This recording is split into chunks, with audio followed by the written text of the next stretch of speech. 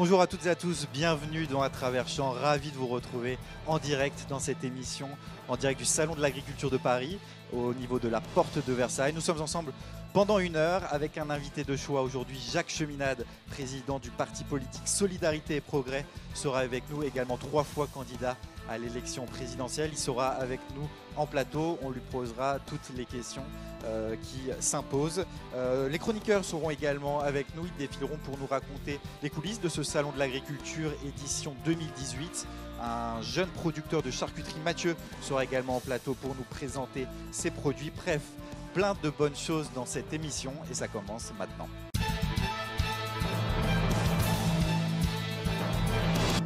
Et on commence tout de suite avec Patrick Urban. Bonjour Patrick. Bonjour Jordan. On revient avec vous sur la journée d'hier, très chargée notamment avec le concours général agricole qui s'est poursuivi et les résultats du concours modèle Allure pour les races équines. Oui, vous avez raison de le préciser, Jordan.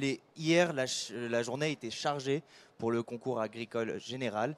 Et ça a commencé avec les chevaux ardennais et boulonnais qui ont été jugés pour leur morphologie, mais aussi leur déplacement au pas et au trot.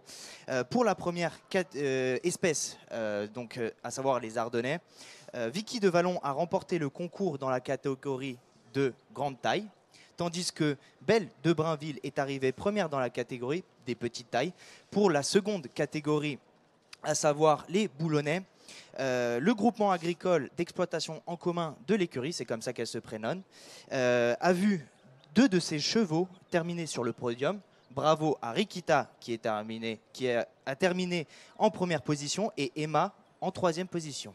Et les races ovines et bovines étaient également à l'honneur hier. Oui, exactement. Bravo à Délice, grande championne au concours des bovins de race rouge flamande, et aussi à Stell Jeffa, quant à elle, grande championne de la race Primolstein.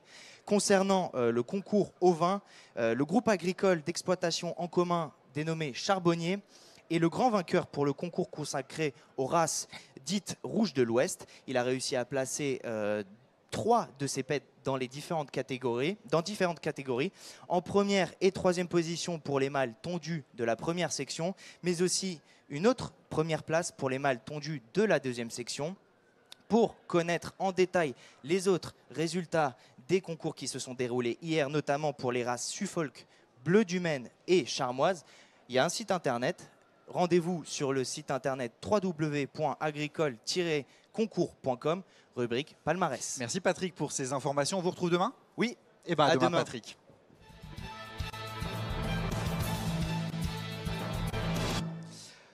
On accueille maintenant Dimitri Hainaut. Bonjour Dimitri. Bonjour Jordan. Vous allez nous faire un petit focus aujourd'hui, focus salon. Vous avez d'ailleurs amené un invité avec vous. Je ne suis pas venu tout seul exactement, je suis accompagné de Cyril Neveu. Bonjour.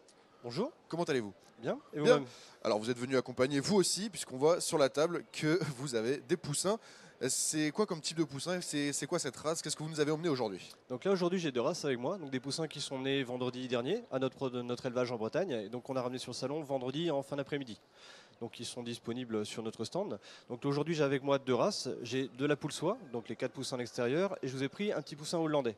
La particularité du hollandais, c'est qu'une fois adulte, ça leur fait un gros pompon blanc sur la tête. Donc on voit dès un jour, la petite, déjà ils ont le petit pompon. Ils ont déjà une petite touffe en haut de la tête. C'est ça. Et en poule soie, j'ai pas mal de couleurs, on a une dizaine de couleurs, donc là je vous ai pris 4 couleurs différentes. 4 couleurs différentes. Il y a plusieurs... Vous avez combien à peu près de poussins différents sur votre stand? Aujourd'hui, on a une quinzaine de races. Il y a des races qui n'ont qu'une variété, donc une couleur. On a des races comme la poule soie qui, chez nous, comptent jusqu'à 13 couleurs. Donc on a un choix assez vaste. Et au total, ça fait combien de poussins? Là, on est arrivé avec 750, 2 fois 700, donc on a à peu près 1500 poussins sur le stand. Enfin, ça, c'était samedi matin, on en a vendu quelques-uns. Oui, parce que les poussins sont disponibles à l'adoption. Bien sûr. Exactement. Vous vendez que les poussins ou vous vendez aussi le matériel qui est avec? Alors, on a 3 catégories, je dirais même 4. On a la première catégorie, c'est le poussin. On a l'équivalent, mais plus âgé, vers 3 mois et demi, 4 mois. Et tout le matériel qui va avec, plus un petit peu d'insectes, qui est notre nouveauté. Et du coup, si on veut s'offrir un poussin, combien ça coûte? Là, on est sur un budget pour les poussins de race issus de notre sélection. On est entre 8 et 20 euros le poussin selon la race. Et vous parlez de sélection, il y a des prix un peu pour les poussins, il y a des reconnaissances? Oui, nous à notre des niveau, élevages? on est sélectionneur, c'est-à-dire que notre travail, c'est d'améliorer les souches. Donc on est multi-champion de France, on doit avoir à peu près un poussin à 9 titres de champion de France, et depuis l'hiver dernier, on est même champion d'Europe. Belle performance. Merci, mais c'est un gros boulot. C'est un gros boulot, j'imagine. Et où est-ce que votre exploitation se trouve? Vous avez dit en Bretagne, où est-ce qu'on peut vous voir plus précisément? Alors nous, on est dans le sud, sud Bretagne, côté de Vannes, à Surzur exactement. On a un petit magasin à Tex. D'accord. Très bien. Et donc vous êtes au sein du pavillon 4. On peut trouver votre stand puisqu'on entend juste à côté des poules. C'est ça. Qu'on Il y a le entend concours hurler. avicole qui se trouve dans le hall 4 et nous on est en bordure du concours avicole. Exactement. Et toutes les poules qu'on peut voir et tous les lapins font aussi partie de votre stand ou c'est encore un autre stand? Non, on a l'exposition avicole, donc ce sont tous les éleveurs amateurs qui viennent présenter leurs animaux qui ont été jugés. Et nous, là, on fait essentiellement les championnats de France et les championnats d'Europe. On n'a pas eu le temps de se préparer pour exposer sur le salon de l'agriculture. Donc nous, on a juste notre stand d'à peu près 50 mètres carrés où nos animaux sont dans ce stand-là. Et vous avez évidemment d'autres animaux en dehors des poussins. C'est ça. Vous avez quoi? Donc là, aujourd'hui, on a toutes nos spécialités qu'on démarre à la vente. Ça, après 3 ans de travail, on démarre avec des phasmes feuilles, des phasmes bâtons. On a aussi un petit peu de montres religieuses, des mille-pattes, des hules.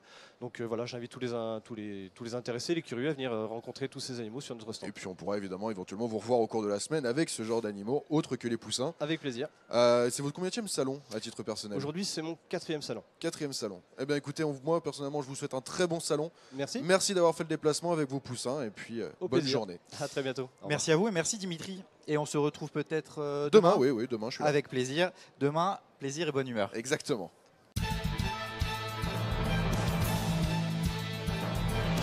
Le temps de marquer une petite respiration. On se retrouve juste après cette petite pause avec Jacques Cheminade qui sera avec nous, le président de Solidarité et Progrès. On se retrouve après cette petite respiration.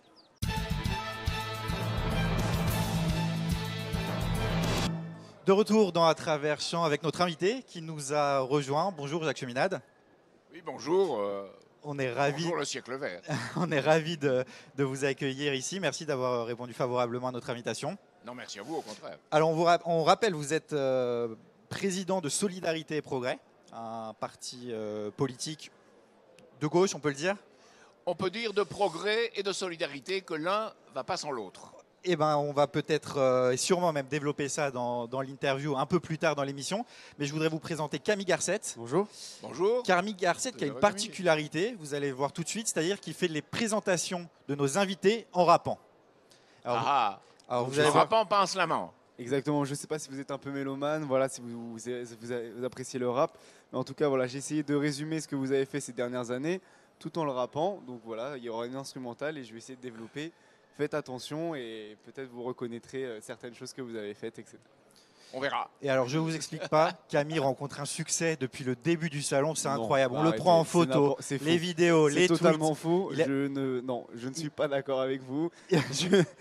Il est modeste, mais il a 2 doigts de signer des autographes. Ça va peut-être arriver. Camille, du coup, je te laisse Merci. commencer. C'est à toi. Merci.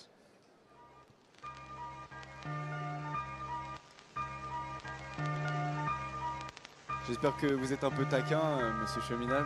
J'espère bien.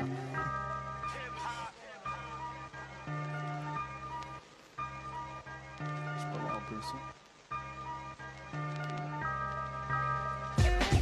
Ce n'est pas la première fois qu'on se rencontre à Paris. Vous êtes venu faire un tour dans mon école de journalisme. Deuxième rencontre, c'est sur un plateau télé. Jacques Cheminade, laissez-moi vous résumer. Argentin de naissance, Argentin de naissance, la France est votre préférence pour une carrière politique. Ouais, c'est vrai que c'est plus tendance, votre personnalité est sans pareil, d'ailleurs tout comme vos idées présidentielles. Celle de votre campagne était originale. Disons que la presse a tourné ça façon paranormale. La paix dans le monde, ouais, je trouve ça génial. L'appliquer en politique reste un idéal. La tête dans les nuages, vous vouliez aller sur Mars. C'est la première fois qu'un candidat concurrence la NASA.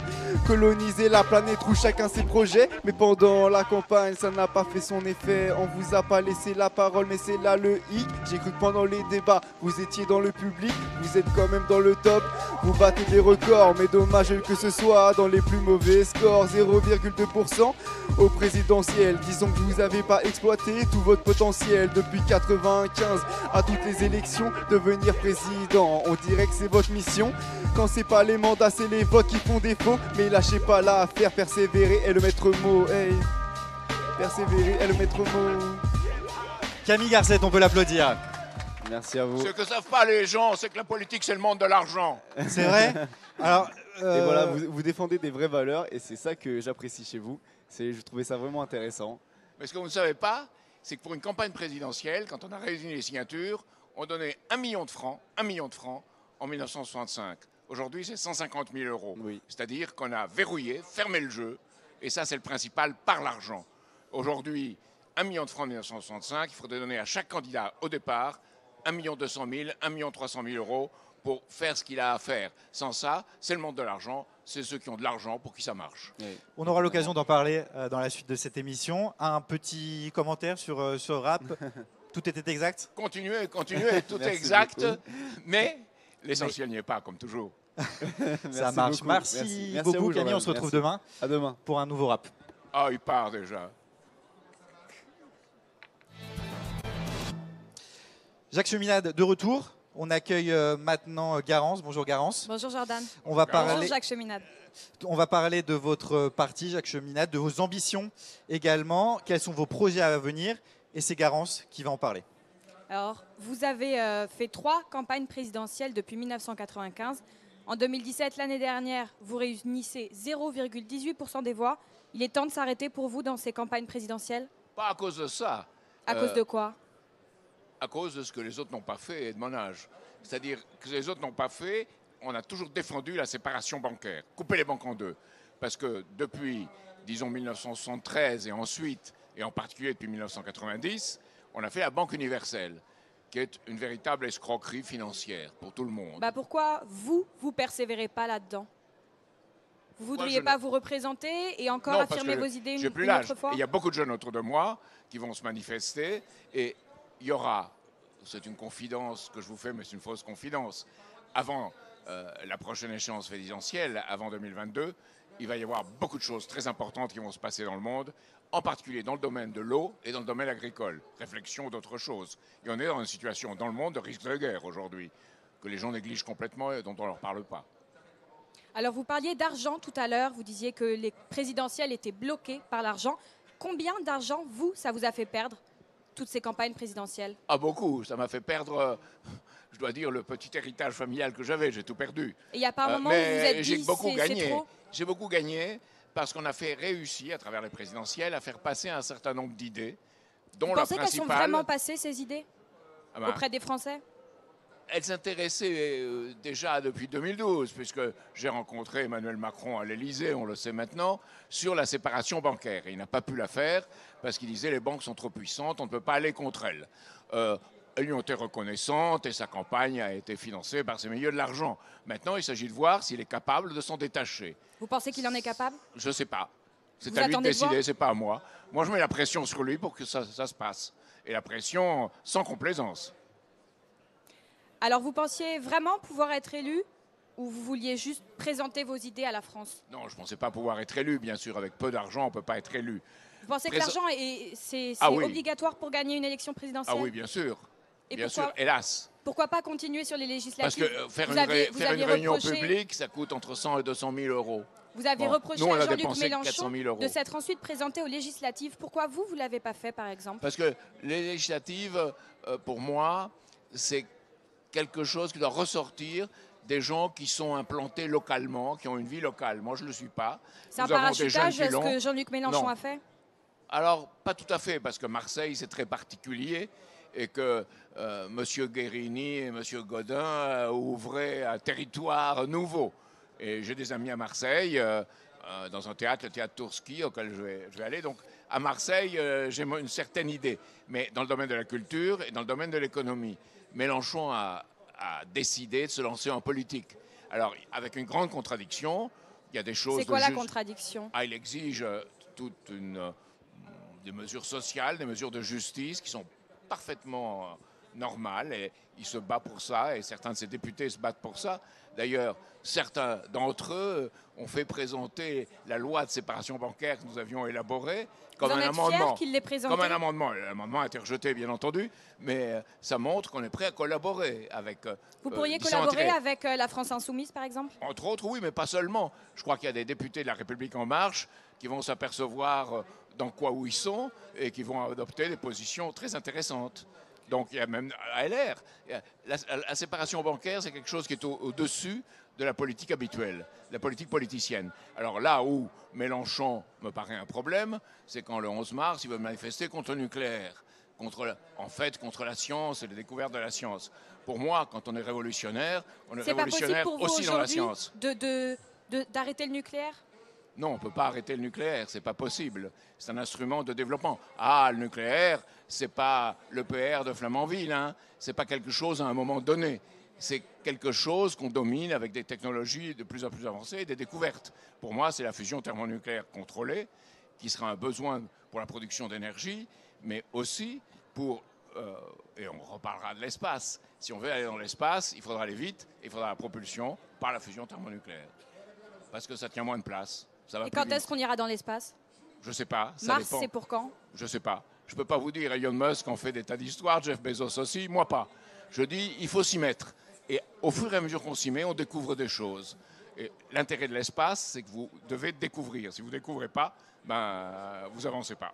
Quand vous parlez d'espace, Monsieur Cheminade, vous avez l'impression d'être un précurseur. Vous en avez parlé Pas du tout. dès 2012. Pas Est-ce du que vous tout. avez l'impression Pas du tout. d'être un précurseur Pas dans du le tout. sujet? Les agriculteurs ont des satellites qui les informent sur ce qui se passe dans leur culture. Et quand il y a de grandes surfaces, ça sera les satellites, de moindres surfaces, ça sera les drones. Donc les agriculteurs savent très bien ce que l'espace veut dire. Maintenant, il y a un espace qui va au-delà, qui est l'exploration. On dit la conquête spatiale, j'aime pas ce mot-là. C'est l'exploration qui pour moi est très importante, comme en agriculture. On explore toutes les technologies de l'avenir. On explore le numérique, on explore tout ce qui est la robotique. Il y a des choses formidables qui sont faites. J'ai un ami qui a fait le robot Pumagri, qui est usage multiple, c'est la CITA. C'est très très intéressant. C'est M. Le Goff en Bretagne. C'est quelqu'un de très intéressant, très créateur. Alors concernant justement l'exploration spatiale, en décembre dernier, vous avez dit que Donald Trump s'était inspiré de vous et de vos idées pour sa campagne Je n'ai jamais présidentielle. dit ça. J'ai dit que ce qu'a dit Donald Trump sur l'espace, était c'est un peu quelque calqué sur votre chose discours. qui allait dans le même sens. Je me dis qu'il s'était inspiré, non, je ne suis pas quand même assez fou pour le penser. Mais Donald Trump va dans ce sens-là parce qu'il est obligé. Il y a une opinion, ce n'est pas que Donald Trump soit quelqu'un d'extraordinaire, loin de là, mais il est obligé d'aller dans ce sens-là. Il a fait ça pour gagner les élections, vous pensez, ou Non. il a des vraies convictions? Non, je ne pense pas. Je pense qu'il a une certaine conviction, comme un homme d'affaires, qui a des affaires à faire là-dedans. C'est sa vision à lui. Mais mieux vaut ça que toutes les coupes faites dans le budget de la NASA par les présidents précédents. Alors, évidemment, il veut faire ça avec le privé. Ça ne marche pas, hein, l'espace, avec le privé. C'est là que je suis complètement opposé à cette conception-là. Elon Musk, vous pensez justement qu'il ne va pas réussir dans l'espace? C'est privé. Non, le privé ne peut pas réussir dans l'espace. Il peut apporter un élément intéressant. Mais il faut que ce soit, d'une part, les États, le public, et plusieurs États ensemble. L'espace, ça sera pour les objectifs communs de l'humanité, comme l'économie bleue, l'économie de la mer, comme le développement de l'Afrique. On ne peut pas le faire un seul. La France-Afrique, c'est fini. Mais il faut se mettre en Afrique avec plusieurs pays pour donner aux Africains les éléments qui leur permettent de se développer et d'accroître leur intervention dans le monde. Et pour moi, l'Afrique, si ça marche, c'est la Chine de l'avenir. Donc En vous mieux, pensez en qu'il mieux. faut faire, par exemple, peut-être une union des Nations Unies, par exemple, pour Ça la serait conquête de l'idéal. l'espace? Ça serait l'idéal, mais Et l'idéal c'est est pas un peu réel. paradoxal de demander ça alors que vous êtes contre l'OTAN, vous êtes contre l'Union européenne, vous voulez en sortir? Au contraire. C'est pas un peu paradoxal tout Pourquoi ça? l'OTAN, c'est une institution de la guerre froide. La guerre froide est finie. C'est la symbolique L'OTAN, il derrière qui faudrait vous tirer un dérange? trait dessus. On n'a pas tiré un trait dessus. Et on a poussé l'OTAN jusqu'aux frontières de la Russie, alors qu'on avait promis aux Russes qu'on ne le ferait qu'en Allemagne, toute l'Allemagne, hein, donc en Allemagne de l'Est. Hein. Les Russes avaient accepté, Gorbatchev avait accepté, non, on va plus loin. Et après, on s'étonne que les Russes ne soient pas contents. Poutine avait tendu la main à l'Europe dans les années 2000. Vous tendriez plus la 2020. main à Vladimir Poutine, vous? Non, c'est pas tendre la main, c'est faire des choses ensemble et voir comment on peut. Il faut être pratique, il faut être pragmatique. Les Chinois le font, et ils le font de façon intelligente. Le discours La du France ne président, fait pas assez pour vous?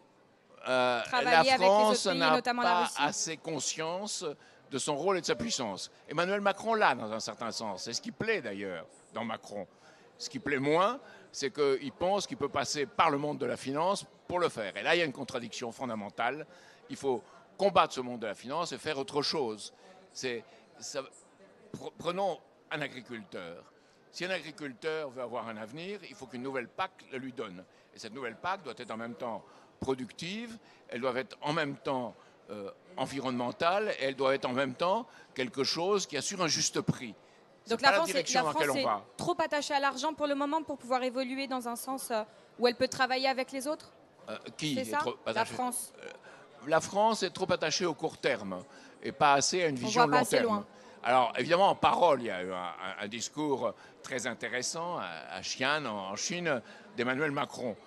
Très intéressant. Mais après, on voit Bruno Le Maire qui va aux États-Unis et qui vient dire « Venez en France, vous les financiers, j'ai un message pour vous. Venez en France, on a changé le code du travail et c'est plus pareil. On vous accueille, on aime la finance. » Ben non, ça ne va pas, il y a une contradiction là.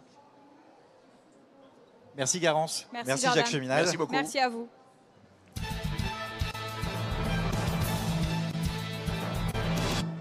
On va passer à la deuxième partie de cette interview, si vous voulez bien, Jacques Cheminade, Ah ben, je veux toujours. avec Lucas Pierre qui nous a rejoint. Bonjour Lucas. Bonjour Jordan.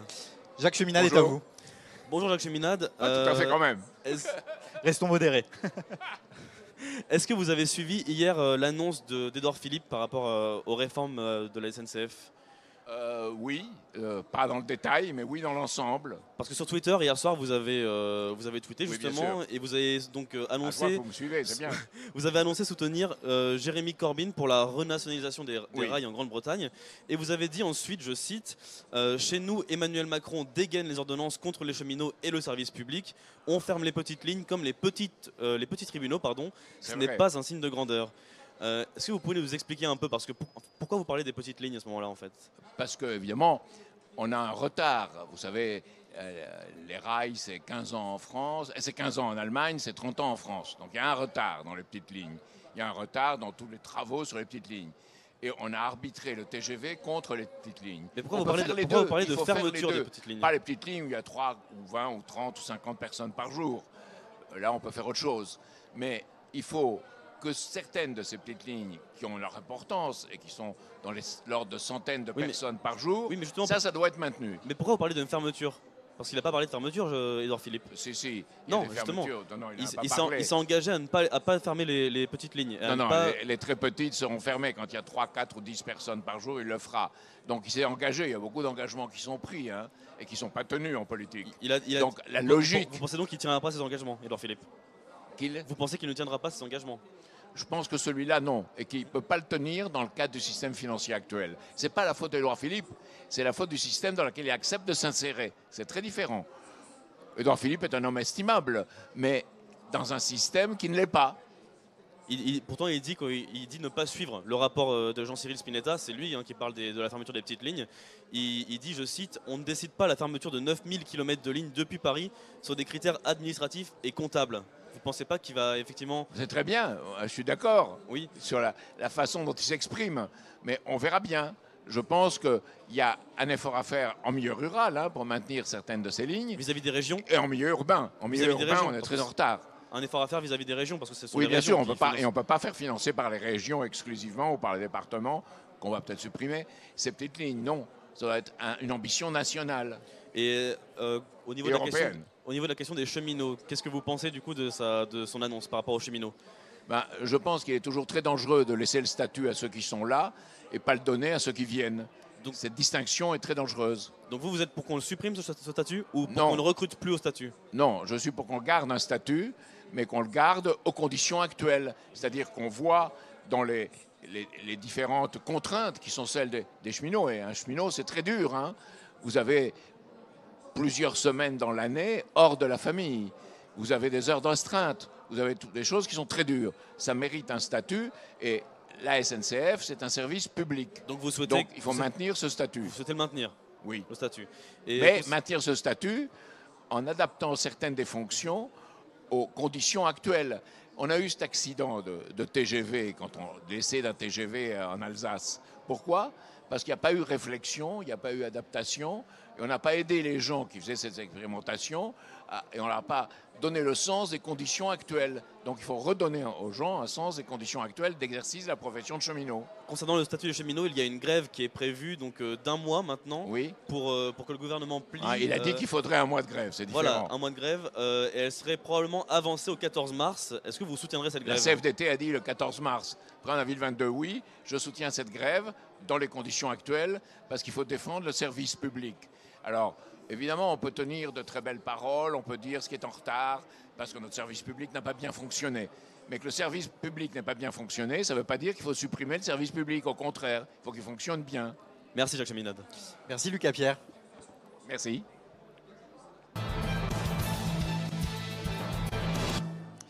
troisième partie de cette interview, Jacques Cheminade. On va se concentrer un peu plus sur le monde agricole. Après tout, on est au salon de l'agriculture.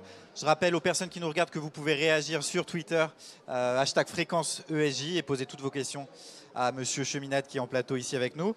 Yanis Darras Bonjour Jordan. nous a rejoint en plateau. Bonjour Jacques Cheminade. Bonjour. Alors Yanis, on parle actuellement d'un possible accord de libre-échange entre l'Union européenne et le Mercosur concernant l'interdiction du glyphosate.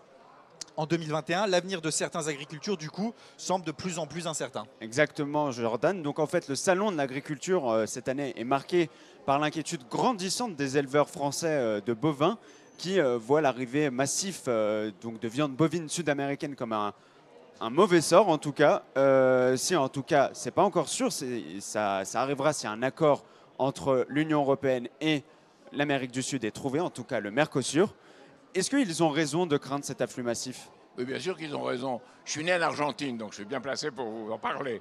En effet, je suis né en Argentine à un moment où on mangeait des beefsteaks de 300 à 500 grammes.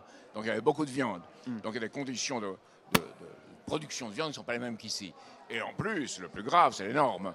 C'est-à-dire qu'il y a des normes d'hygiène, des normes sanitaires, des normes. Est-ce que l'Europe peut diverses exiger, qui sont pas- est-ce que l'Union européenne doit exiger aujourd'hui que la viande importée donc d'Amérique du Sud respecte nos standards européens, donc nos normes et surtout nos règles d'hygiène? Elle devrait, et ça aiderait les pays sud-américains eux-mêmes, parce que ces normes seraient au profit de leur propre population. Donc il faudrait négocier dans ce sens et convaincre et parler au peuple de ces pays pour leur dire l'intérêt de la chose. Ceci dit, si on ne produit pas assez de viande, et c'est un fait, c'est pas parce qu'il y a le Mercosur, c'est parce qu'on n'a pas prévu tout un système dans l'Union européenne pour que les éleveurs soient suffisamment dans une situation de rentabilité pour faire leur viande. Donc c'est quoi ce futur possible accord? C'est quoi? C'est la défaillance de l'Union européenne? Ça montre sa défaillance? L'Union européenne, Son inaction, peut-être, son inaction même. l'Union on pourrait le dire. européenne est devenue, excusez-moi de le dire, une entreprise de faux monnayeurs dirigée par la Banque Centrale Européenne et Mario Draghi, qui est un très curieux personnage.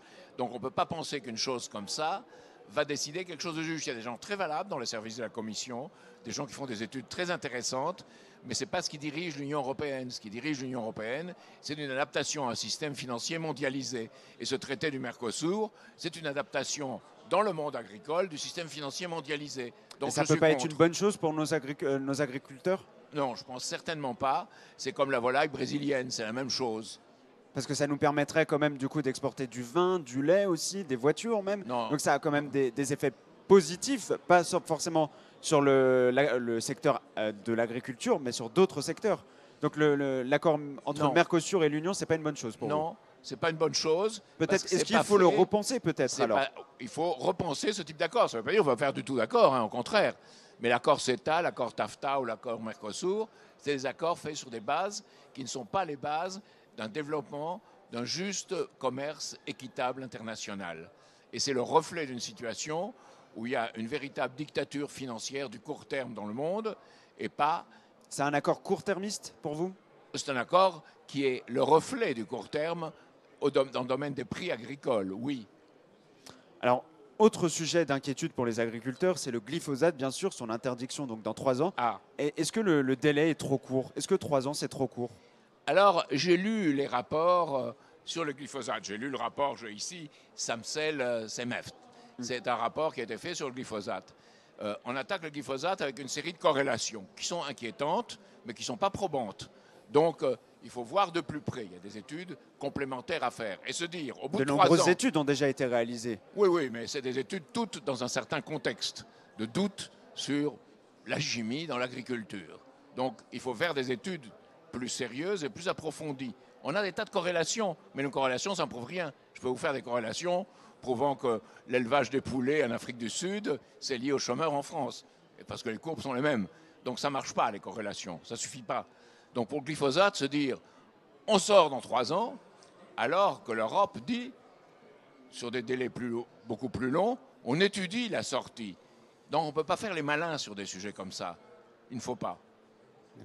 Pour essayer de s'attirer un suffrage écologique populaire qui est orienté vis-à-vis de ces études qui ont essayé de prouver que le glyphosate, qu'on utilise depuis plus de 40 ans, est un danger pour la santé. Alors, ça ne veut pas dire qu'il ne faut pas l'étudier, continuer à l'étudier, peut-être l'interdire un jour. Mais il faut des choses plus probantes que ce qu'on a aujourd'hui. Merci Yanis Darras. Jacques Cheminade, merci Merci d'avoir beaucoup. été avec nous. Quel est le programme de la journée là? Vous allez rester sur le salon? Ah oui, bien sûr. Vous allez J'étais rendre déjà visite à- hier. Vous étiez déjà hier. 2 jours, c'est le minimum pour Hier, rendre j'ai vu visite. des choses que les autres ne voient pas d'habitude. Les maisons familiales rurales, Oui. tout l'enseignement agricole privé, les Mhm. réseaux d'enseignement privé, et les fermes interconnectées. Tout ce qui est le futur qui vient dans l'agriculture. C'est ça qui m'intéresse. On l'a Comment compris. on peut le maîtriser en faveur des producteurs. On l'a bien compris. Donc vous étiez là hier, vous êtes là aujourd'hui. 2 jours, c'est le Aujourd'hui, je minimum. verrai l'outre-mer. Ah, parfait. Donc un peu de D'autres n'y soleil, sont pas allés. un peu de soleil et de chaleur avec cette Le météo. soleil, un on peu- l'a. Je La- préfère le soleil et le froid à la fausse chaleur. Ça marche. En tout cas, petite question. Florian Philippot, chef de file du parti Les Patriotes, sera avec nous demain, à votre place, dans ce canapé. Est-ce que vous avez un message à lui transmettre, peut-être? Oh, il avait dit, dans une émission, je rencontrais, ce que vous avez dit sur Marine Le Pen n'est pas bien. J'avais dit qu'elle avait été dansée et valsée avec des gens qui étaient des fascistes en Autriche. Donc c'était pas bien. Ah, c'est pas bien de dire ça, c'est qu'un détail. Moi, je vais nettoyer le Front National, j'en ferai quelque chose de présentable, quelque chose de bien. Ben voilà, Il a échoué? le résultat n'est pas là. Il a échoué, selon Il a vous? échoué et lui-même, disons, fait partie de ces politiques qui, à mon sens, sont trop imbus d'eux-mêmes et pas assez du service qu'ils peuvent rendre à la nation. Merci Jacques Cheminade. Merci On vous beaucoup. souhaite une très bonne journée. Quant à nous, on se retrouve dans quelques minutes après une petite pause. À tout de suite. De retour dans À travers champs avec Jérémy Richalet qui vient de nous rejoindre. Bonjour Jérémy. Bonjour Jordan. Alors Jérémy, vous nous présentez tous les jours des innovations technologiques mises à disposition du monde de l'agriculture. Et ce matin, vous venez nous parler d'une plateforme de prêt participatif, Agriland. Vous êtes d'ailleurs venu avec un invité, monsieur Lionel Lasserie d'Agriland. Bonjour. Alors, racontez-nous un peu. Alors, d'une plateforme de prêt participatif, oui, mais pas n'importe laquelle, puisque Agriland est tout simplement la première plateforme de prêt participatif, qu'on appelle aussi crowdlending en anglais, à être dédiée à la filière agricole et qui a vu le jour en septembre dernier. Elle propose d'une part à tous les acteurs du monde agricole un financement de leurs projets et d'autre part donc à des particuliers de financer ces mêmes projets, toujours dans le but de développer la filière agricole. Lionel Lasserie, vous êtes cofondateur de Agriland. C'est ça, bonjour. Pouvez-vous nous expliquer dans les grandes lignes de quelle manière fonctionne votre plateforme? Alors l'idée pour nous, c'est de réunir des projets agricoles qui ont des besoins de financement en complément du financement bancaire traditionnel pour le proposer à nos prêteurs. Nos prêteurs, c'est qui? Ce sont des particuliers qui ont envie de prêter à partir de 50 € à des projets et récupérer un taux d'intérêt avec un remboursement mensuel. Le particulier, en fait, devient une banque. Ok, alors et à partir de combien on peut prêter d'une part et jusqu'à combien les agriculteurs peuvent emprunter pour leur projet? Alors, du côté des emprunteurs, des agriculteurs, ils peuvent emprunter à partir de 20 000 € et jusqu'à 1 million d'euros sur notre plateforme. Et les prêteurs, eux, donc, peuvent prêter à partir de 50 € et jusqu'à 2 000 € par projet. Et donc aujourd'hui, vous vous posez comme un peu une alternative au financement traditionnel. Quels sont vos atouts par rapport aux banques qui proposent des financements Pour être plus précis, notre idée, c'est pas d'être un financement alternatif, mais complémentaire. D'accord. Comme je vous disais, l'idée, c'est de travailler avec la banque pour les cas où elle ne pourrait pas financer 100% d'un projet et qu'un agriculteur, lui, déciderait pour sa part de ne pas mettre son capital ou alors tout simplement qu'il n'ait pas cette possibilité de le faire. C'est une solution qui arrive en complément du coup. Exactement. Quand une banque va financer à 85, 90, 95%, on peut être là pour le complément. L'idée, nous, c'est que notre offre, elle est sans caution ni garantie. Et donc, ça permet justement de travailler avec la banque sans la démunir de ses garanties. Donc Agriland est une startup récente, on l'a dit, ça a vu le jour en septembre dernier. Qu'est-ce qui vous a motivé à adapter le crowdlending à l'agriculture justement? Alors plusieurs choses. Déjà, il y a 3 ans, le cadre réglementaire s'est assoupli. Ça a permis à des plateformes de crowdlending d'exister. Ça nous donne des statuts. On est inscrit à l'ORIAS, régulé par l'autorité des marchés financiers. Et ensuite, l'agriculture a des besoins. Elle est en cours de développement important, elle évolue. Et du coup, elle a besoin d'argent pour ses transformations. Il y avait un vrai trou dans la raquette à ce niveau-là. Et notre idée à nous, c'est de le combler. Est-ce que vous pouvez d'ores et déjà nous parler d'un projet qui a été réalisé avec succès ou qui est en cours de financement? Bien sûr, on a 2 projets dont je pourrais vous parler. Un agriculteur en Seine-et-Marne qui avait besoin d'aide pour l'achat d'un épandeur agricole, donc à presque 500 000 €. Il a emprunté 40 000 € chez nous, qu'on lui a financé avec succès en fin d'année passée. Et là, on aide une dame qui fait de la culture raisonnée de tomates à l'ancienne dans le sud-est, qui nous a demandé 24 000 €. La collecte est déjà un succès. Est-ce qu'à partir de ces projets, est-ce que vous arrivez à établir un espèce de prêteur type, s'il existe? Alors justement, il n'en existe pas. On a autant d'hommes que de femmes, autant de moins de 40 ans que de plus de 40 ans. C'est à peu près une frontière. Et on a, on va dire, 20% de Parisiens et 80% de Français. C'est une question qu'on pose régulièrement par rapport aux nouvelles technologies adaptées à l'agriculture. Est-ce que vous ne pensez pas que toutes ces innovations ne sont dédiées qu'aux jeunes agriculteurs et que les plus anciens, entre guillemets, sont un peu réticents? Alors, on pourrait penser que oui, mais la réalité, c'est que les emprunteurs qui viennent nous voir aujourd'hui ne sont pas des jeunes qui viennent s'installer, et c'est des gens qui ont des vrais besoins. Et donc, imaginons, dernière question, que je veuille financer un projet à hauteur d'une certaine somme et que dans le délai imparti, cette somme ne soit pas entièrement collectée. Qu'advient-elle? Alors, avant la mise en ligne du projet, on décide avec l'emprunteur d'un seuil de réussite, qui est en général pour nous au minimum de 75%, à partir duquel, si on arrive au bout et que la somme n'est pas réunie, on considère que la collecte est un succès. Merci Lionel. On peut peut-être vous retrouver sur Internet pour plus d'informations. Merci à vous. Tout est disponible sur agrilen.fr et sinon en 4B125 au Salon de l'Agriculture. Agrilen.fr, c'est noté. Merci d'être venu. Merci Jérémy. Merci à vous Jordan. On fait une pause très très courte et on parle des pruneaux d'Agen dans quelques instants. À tout de suite.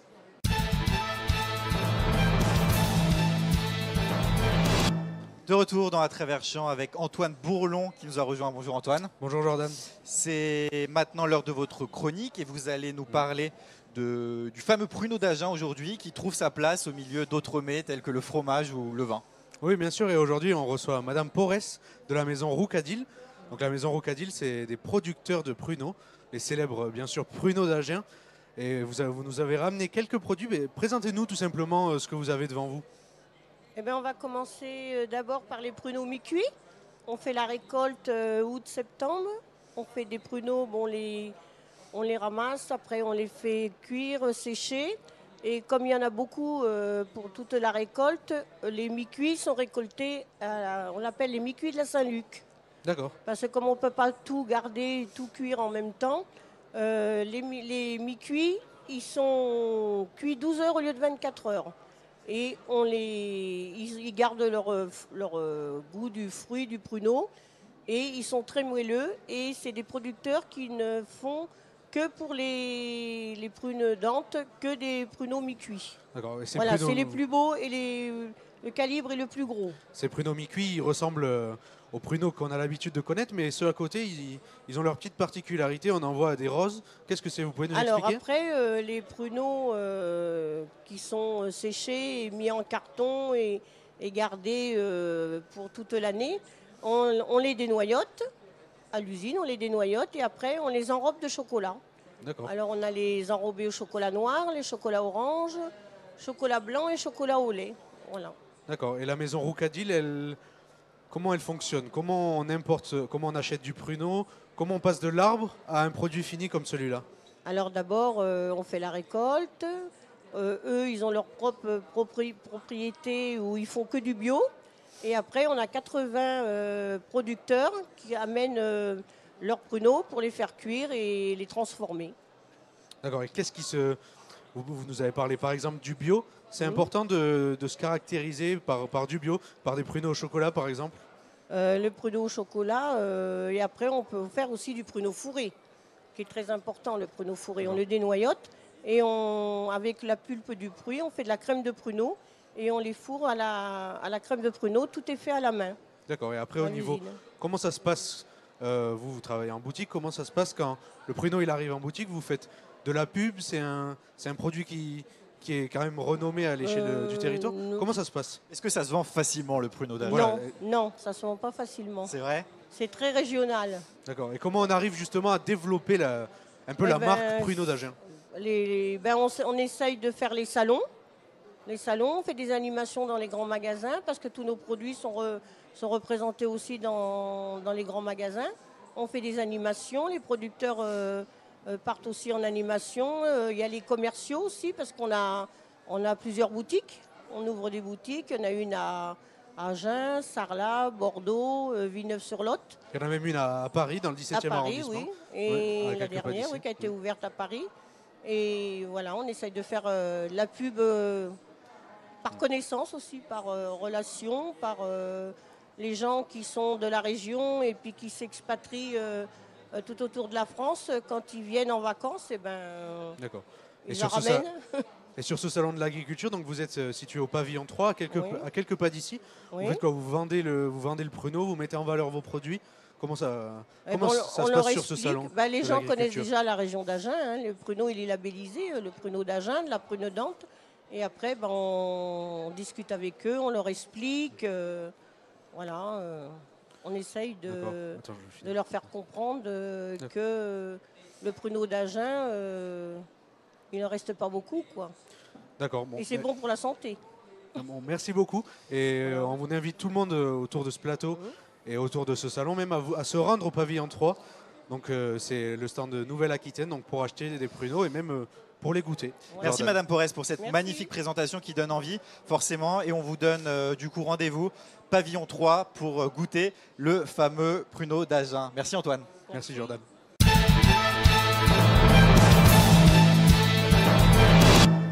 Et on termine cette émission avec Hugo Franceschi. Bonjour Hugo. Bonjour Jordan. On va parler du programme du jour. Oui. Tout simplement, un programme marqué principalement par la venue des politiques. Eh bien, c'est le moins qu'on puisse dire, Jordan, puisqu'aujourd'hui, nous assisterons à un véritable défilé de politiciens. Vous vous rappelez de la venue assez mouvementée d'Emmanuel Macron samedi dernier. Eh bien, on peut dire qu'aujourd'hui, l'exécutif est en pleine reconquête, puisque le Premier ministre, Édouard Philippe, a annoncé sa venue aujourd'hui. Alors, il sera présent également demain, mais aussi après-demain, c'est-à-dire jeudi. Il viendra en compagnie de Jean-Michel Blanquer, ministre de l'Éducation, qui viendra pour parler aux jeunes étudiants agricoles. Et il y aura également Muriel Pénicaud, ministre du Travail, qui, quant à elle, viendra pour parler des métiers d'avenir dans le domaine agricole. Et il me semble que Stéphane Travert, ministre de l'Agriculture, sera également de la partie. Oui, mais attention Jordan, petite précision à ce sujet, tout simplement parce qu'aujourd'hui, il viendra avec ni plus ni moins que le ministre de la Transition écologique, donc Nicolas Hulot. Alors une chose assez étrange, tant les deux ministres ont pu s'opposer sur divers sujets, notamment sur l'absence de Nicolas Hulot aux États généraux de l'alimentation, mais aussi sur l'utilisation des insecticides dans les productions agricoles. Et du côté de l'opposition, on peut s'attendre à l'arrivée, la venue de certains membres, certaines personnalités politiques ? Eh bien oui, j'ai scruté tous les agendas politiques et je vous jure Jordan que j'ai fait mon travail, mais je n'ai pas réussi à trouver de représentants de la gauche qui viennent aujourd'hui au Salon de l'Agriculture. En revanche, ce que je peux vous dire, c'est que le patron du parti Les Républicains, Laurent Wauquiez, sera présent aujourd'hui au Salon de l'Agriculture. Il sera également là demain, mais en tant que président de la région Auvergne-Rhône-Alpes. Alors espérons pour lui qu'il se rappellera qu'il est enregistré au Salon de l'Agriculture. Et puisqu'on parle des régions, parlez-nous un peu justement d'un concours, le concours interrégional. Eh bien, cette compétition fait concourir tous les produits et toutes les espèces de toutes les régions de France, rien que ça. Donc au pavillon numéro 1 à partir de midi aujourd'hui, ce sont donc les produits et les espèces vendéens et vendéennes qui seront présentés. Puis à 13h30, toujours au pavillon numéro 1, ce sera au tour de la région nord-ouest de dévoiler l'éventail des espèces ovines, bovines et porcines qu'elle possède. Et pour finir, un petit mot peut-être sur les concours animaliers. Oui, le concours général agricole a continué ce matin, notamment avec la race des porcs de Bayeux qui est présentée en ce moment même, et donc au pavillon numéro 1 pour les petits curieux. Le concours modèle et allure pour les chevaux, alors il repart au grand galop au pavillon 2.1 sur la carrière équine. Les chevaux bretons, les chevaux de trait auxois et les chevaux de trait poitevin seront examinés respectivement à 10h30, 11h30 et midi et demi. Pour ceux que ça intéresse, l'après-midi, sachez que le concours général agricole continuera au pavillon numéro 1 pour les vaches et pour les moutons. Eh bien écoutez, c'était parfait, c'est complet Hugo Franceschi, on se retrouve dès demain. Oui, merci Jordan. À demain.